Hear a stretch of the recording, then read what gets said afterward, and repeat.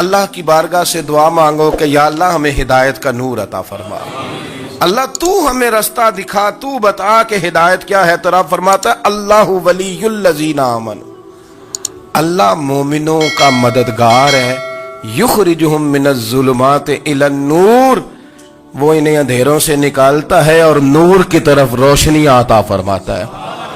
اندھیروں سے نور کی طرف اللہ لاتا ہے۔ اللہ ولی، اللہ مومنوں کا ولی ہے، وہ انہیں اندھیروں سے نور کی طرف نکالتا ہے۔ ہدایت ہمیشہ اللہ کی طرف سے سمجھے۔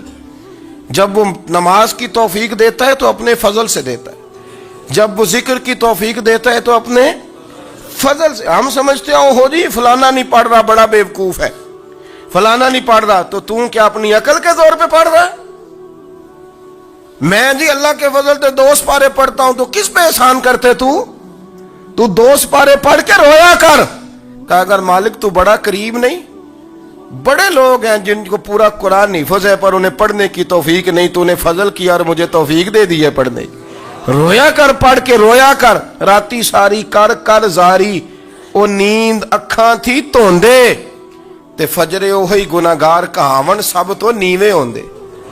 مہربانی کریں، ڈریں، نیکی کریں تو پھر ڈریں، پھر احساس پیدا کریں، پھر اپنے اندر وہ کمزوری لائیں، کہیں توبہ توبہ مجھے تو پتہ ہی نہیں، تو جانتا ہی نہیں۔ حضرت سیدنا امام اعظم ابو حنیفہ رحمۃ اللہ تعالی علیہ کے ساتھ ایک شخص کہتا میں نے نماز پڑھی، تو عشاء کی نماز تھی۔ یہ جو لوگ بڑے ہوتے ہیں نا، جن کے پیار کرنے والے بڑے ہوتے ہیں، ان کے گرد خوف بھی بڑا ہی ہوتا ہے، انہیں بڑا ڈر لگتا ہے، بڑی بعض اوقات آزمائش ہوتی ہے ان کی۔ عشاء کی نماز کہتے پڑھی تو امام صاحب نے نا عشاء کی نماز میں تلاوت کی آیتیں فَمَن يَعْمَلْ مِثْقَالَ ذَرَّةٍ خَيْرًا يَرَهُ وَمَن يَعْمَلْ مِثْقَالَ ذَرَّةٍ شَرًّا يَرَهُ، فرمایا جو ذرہ برابر خیر کرے گا وہ بھی قیامت میں دیکھے گا، اور جو ذرہ برابر شر کرے گا وہ بھی قیامت میں اس شر کو دیکھے گا، اس کے سامنے آئے گا۔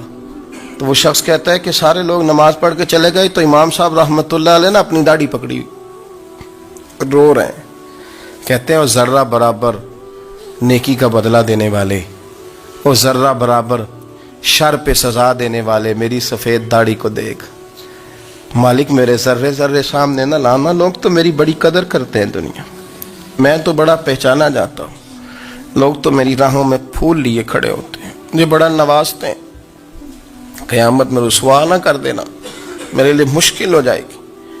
وہ کہتے ہیں میں نے امام صاحب کا درد دیکھا، مجھے کوئی کام تھا تو میں چلا گیا، میں نے کہا کہ وہ اس وقت اللہ کے حضور حاضر ہیں تو میں دوبارہ آؤں گا۔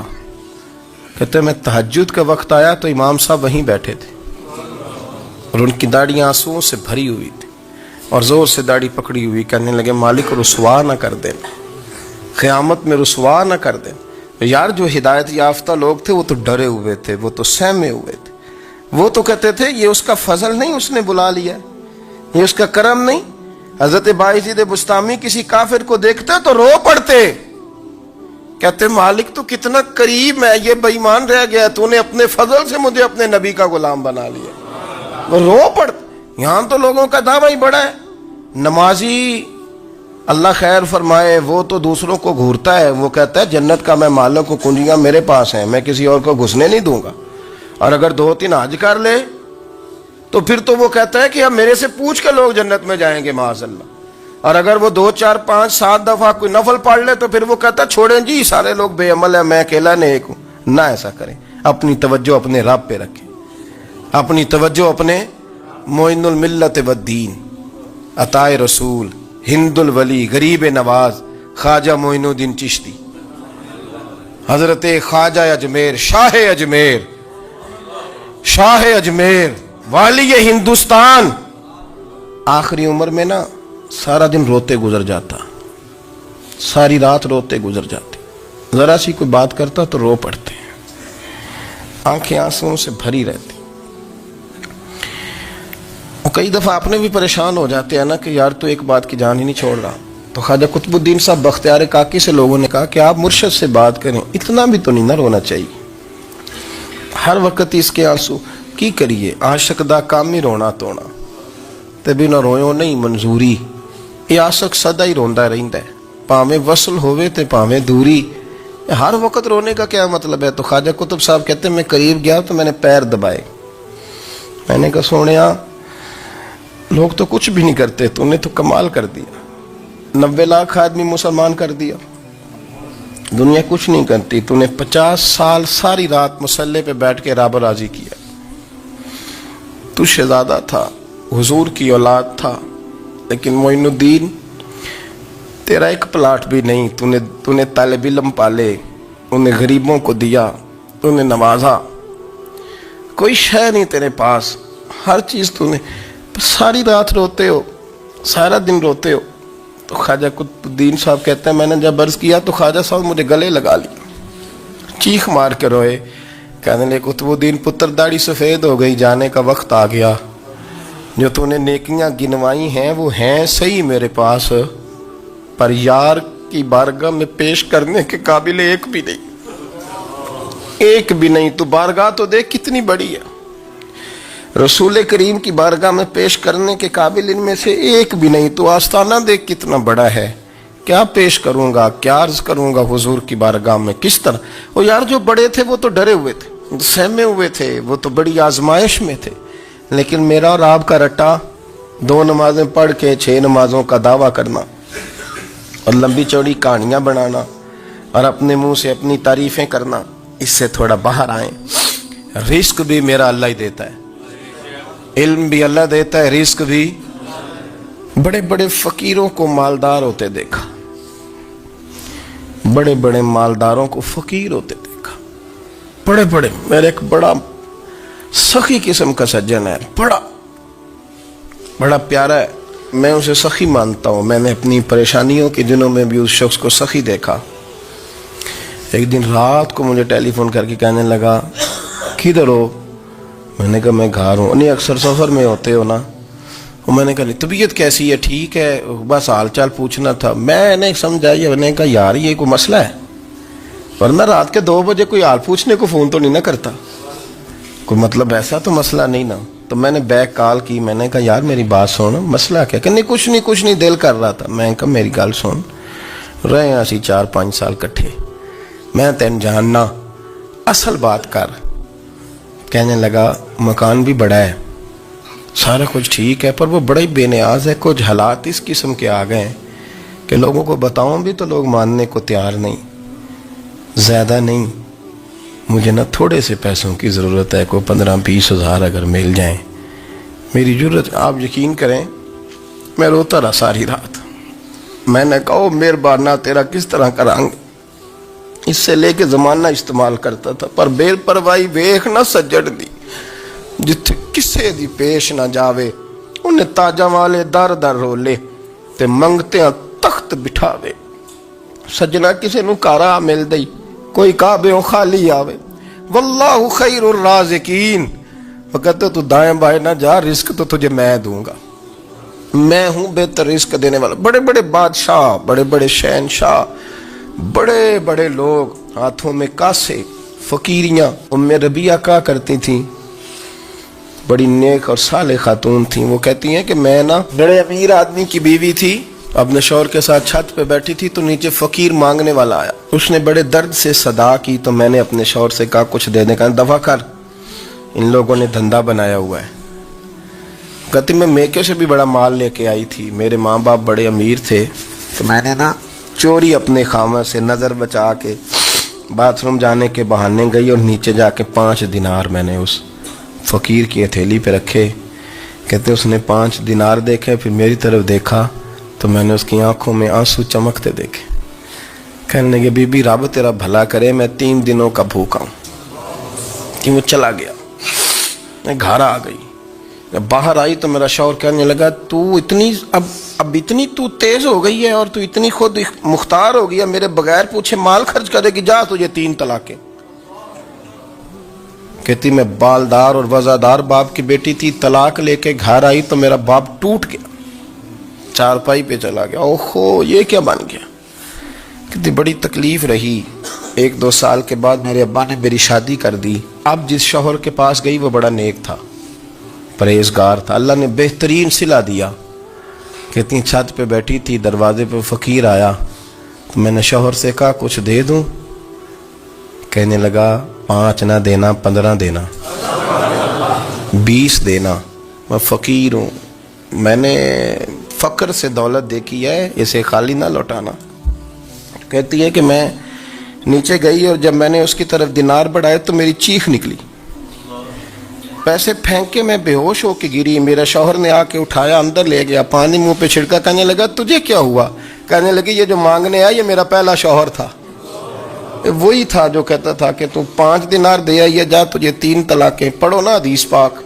میرے نبی پاک علیہ السلام نے فرمایا ایک بندہ گنجا تھا. گنجا, کوئی ترتیب آگے پیچھے ہو جائے تو مفہوم کے لحاظ سے, لیکن میں مفہوم اس کا واضح کرتا ہوں. ایک گنجا تھا, کوئی شے نہیں تھی, سر پہ بال بھی نہیں تھے, رویا کرتا تھا. اللہ تعالیٰ نے فرشتے کو بھیجا, تجھے کیا چاہیے؟ تو کہنے لگا بال آ جائیں اور تھوڑا مال آ جائے. فرشتے نے ہاتھ پھیرا تو بال بھی آ گئے, تو بکریاں بھی آ گئیں, لائنیں لگ گئیں, مال ہی مال ہو گئے. دوسرے کے پاس گیا, وہ کوڑا تھا. اس کو جا کے کہا کیا چاہیے؟ کہنے لگا شفا ہو جائے اور کچھ اللہ تعالیٰ آسانی کر دے. شفا بھی ہو گئی, گائیں بھی دے دی, بھینسیں بھی دے دی, مال ہی مال ہو. پھر ایک کے پاس گیا, وہ اندھا تھا, تجھے کیا چاہیے؟ اس نے کہا آنکھیں مل جائیں اور کچھ ساتھ اللہ مال دے دے. اونٹ ہی اونٹ ہو گئے. جب بڑا نواز دیا تو پھر مالک نے امتحان لینے کا ارادہ کیا. یاری تیری سونا ہے پر آزمائشاں بھی تیریاں اگ. آزمائشاں تیریاں, صحیح کہہ رہا ہوں, آزمائشاں تیریاں. یاری تیری سونا ہے پر آزمائشاں تیریاں. یہ سونا پرکھیا جاوندا ہی پہلو نال لگاں دے لگ. اللہ نے فرمایا آزمائش کرو. سب سے پہلے گنجے کے پاس آئے, اسے کہا اللہ کے رستے میں کچھ دیکھنے لگا, میرے خرچے ہی بڑے.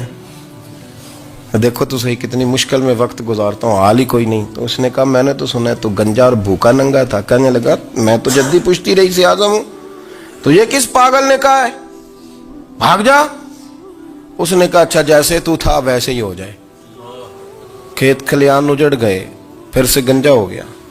حضور علیہ السلام فرمانے لگے, پھر وہ اس کے پاس گیا جو کوڑا تھا, اسے کہا کچھ دے. کہنے لگا خرچے ہی بڑے. اب پوچھ لیں کسی امیر آدمی سے, کہے گا چکی کے نیچے ہاتھ ہے میرا, میرے سے زیادہ تو اب پریشان بندہ ہی کوئی نہیں. کیا بتاؤں آپ کو, اتنا ٹیکس ہے, اتنا جرمانہ ہے, فلانی شے, بڑا کچھ گنواتے ہیں لوگ. اس نے کہا میں نے تو سنا تو پہلے کوڑا تھا. اس نے کہا جا دوڑ جا, میں تو رئیس اعظم ہوں, دادا بھی پردادا بھی اور ساری نسل ہی. اس نے کہا اچھا جیسے تو تھا ویسے ہی ہو جائے. پھر وہ گیا اندھے کے پاس اور جا کے کہا اللہ کے نام پہ کچھ دے. تو کہنے لگا رب کے نام پہ؟ یہ کھڑے ہیں اونٹ, جتنے تیرے دل کرے لے جا. اس نے کہا کیا معنی اس بات کا؟ کہنے لگا یار تجھے کیا بتاؤں, میں تو اندھا تھا, میں نے تو کبھی دنیا دیکھی نہیں تھی. پھر اس کریم نے فضل کیا تو مجھے بڑا کچھ دکھایا. میں کیا بتاؤں, میرا دل کر رہا ہے کہہ دوں کہ پھر اس نے کعبہ دکھایا, پھر اس نے روضہ رسول دکھایا, پھر اس نے ریاض الجنہ کے سجدے دکھائے, پھر اس نے اپنے محبوب کے دروازے کی رونقیں دکھائیں. اس نے بڑا کچھ دیا, اس نے بڑا نوازا. میرے پاس تو شاید میں بدکار پرانا خادم, کسے در ملی نہ ٹوئی.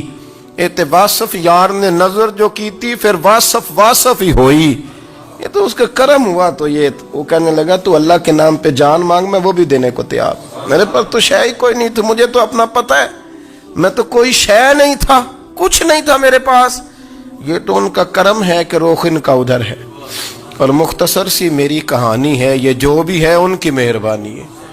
تو وہ کہنے لگا میں بھی کچھ لینے نہیں آیا تھا, تیری آزمائش ہی کرنے آیا تھا. تیری عزتیں بھی سلامت رہیں گی, تیرا مال بھی سلامت رہے گا, تیری شفا بھی. اپنی زندگی میں کبھی بھی اللہ کی بارگاہ سے توجہ ادھر ادھر نہ کریں, چھوڑیں لوگ کیا کر رہے ہیں, دنیا کیا کہہ رہی. کبھی بھی اپنی توجہ دائیں. ہمارا یہ مسئلہ بن گیا کہ ہماری سیاست ہے, ہماری دنیا داری ہے, ہم بندوں کو راضی کرنا چاہتے ہیں. ہم دیکھتے ہیں کون کس طرح, اور آپ یقین کریں آپ تھک جائیں گے, بندے راضی نہیں ہوں گے, وہ نہیں راضی ہوتے. آپ ان کو منا کے لائیں گے تو ادھر والے نکل جائیں گے, ادھر کو منائیں گے تو ادھر والے نکل جائیں گے. اس چکر سے باہر آئیں, उस रब को राजी करें जो फरमाता है इन्नल्लज़ीना आमनू व अमिलुस्सालिहाति सयजअलु लहुमुर रहमान वुद्दा। फरमाया तो ईमान लाने के बाद नेक अमल कर, मैं लोगों के दिलों में तेरी मोहब्बत पैदा कर दूंगा। रहमान लोगों के दिलों में मोहब्बत डाल देगा, अल्लाह लोगों के दिलों में। अपनी नजर हमेशा अपने रब पे रखें। इतनी लंबी चौड़ी दुनियादारों से उम्मीदें ना वाबस्ता करें। मैंने देखा है लोग का सालेसी करते हैं, कभी उसके दरवाजे पे कभी उसके दरवाजे पे। इन चक्करों से बाहर आएं और अपने रब की बारगाह की तरफ तवज्जो करें। इस्तिगफार शौक से पढ़ा करें। और अकेले में ना, अकेले में हज़रत रईसुल मुतकल्लिमीन मौलाना नकी अली खान साहब रहमतुल्लाह ने लिखा है कि फिरौन 500 साल हुकूमत कर गया। यहाँ तो 5 साल की हुकूमत की पैर लड़खड़ाते हैं, 500 साल। फरमाते असल वजह यह थी कि दुनिया जब सो जाती थी ना तो ऊपर चादर लेके तो मुसल्ले पे बैठ जाता था और हाथ बांध के कहता था रब तू ही है, मेरा पर्दा ना खोलना, मालिक तू ही है, करम नवाजी करना, मेरी पकड़ ना करना। वो बेईमान हो के अगर 500 साल हाथ बांधे तो गुजारा कर लेता है, तू तो ईमानदार है। पर मसला ये है कि तू रात को बुक्कल मार के हाथ नहीं ना बांधता, तो मिन्नत नहीं करता, तो इस्तिगफार नहीं करता, तौबा करें तो बचे रहें। वो इतनी लंबी हुकूमत कर गया चूंकि रात को कहता था मालिक रब तू ही है, लेकिन मेहरबानी फरमा, मेरी पकड़ ना फरमा, तो अल्लाह ने तो उसको मोहलत दे दी। जब ये नजरिया बन गया, जब ये जहन बन गया कि पैदा अल्लाह ने किया है, देना अल्लाह ने है, अता करने वाला अल्लाह है, नवाजने वाला अल्लाह है, तो फिर सारी तवज्जो दुनियादारों की तरफ रखना। मैं अल्लाह वालों की तरफ तवज्जो रखने का कायल हूँ, मैं वो समझता हूँ, हम उस चीज के कायल हैं। लेकिन वो भी कोई आस्ताना है कि जहां हक मुर्शद का नारा तो बड़ा लगे पर रब का नाम ही ना सुनने को मिले। ये भी कोई बात हुई कि जहां ये तो नारा जोर से लगे कि जीवे जीवे मुर्शद जीवे, लेकिन इस्तिगफार का दर्स ही ना मिले। जहां हर वक्त ये बताया जाए कि यहां आ गए तो बच गए, कैसे बचेंगे? मेरे रसूल पाक अलैहिस्सलाम का दरवाजा सबसे बड़ा दरवाजा है, हुजूर का दरवाजा सबसे बड़ा दरवाजा है। लेकिन मेरे दोस्तों याद रखना, नबी पाक अलैहिस्सलाम ने भी लोगों को जब रास्ता दिखाया है तो रब करीम का रास्ता दिखाया है, अल्लाह का रास्ता दिखाया, अल्लाह करीम का रास्ता दिखाया, लोगों को रब की तरफ तवज्जो कराई। मेरे रसूल करीम सैयद आलम सल्लल्लाहु ताला अलैहि वसल्लम ने लोगों की अल्लाह की जानिब तवज्जो कराई और लोगों से ये कहा कि वो अपने रब करीम की जानिब अपना जहन रखें, अपनी तवज्जो अपने अल्लाह की जानिब मबजूल करें।